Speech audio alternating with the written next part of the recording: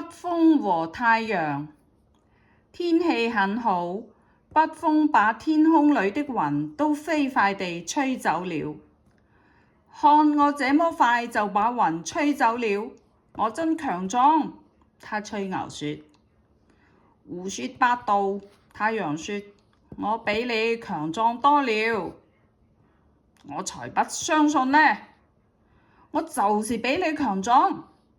他們爭執不休。北風看到一個遊客走在路上，他想到了一個主意。看，那個遊客正朝這兒走來，讓我來證明我有多強壯。我要強迫他脫掉外套。他說。哈哈，你做不到，太陽說。你就好好看着吧，北風吹呀吹呀，塵土和樹葉被吹得到處都是。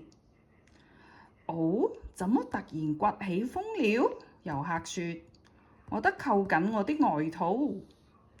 哼，好吧，看這個，北風說。他用盡全力吹去，但是遊客還是沒有脫下外套。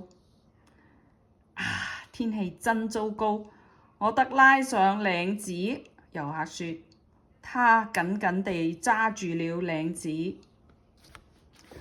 北風吹得上氣不接下氣，他累極了。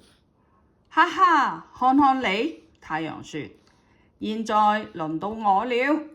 太陽微笑着，向遊客伸出了他的胳膊。哎呀，天氣真奇怪，遊客說。現在變暖和了。他解開了外套的扣子。太陽露出更大的微笑，爬上更高的天空。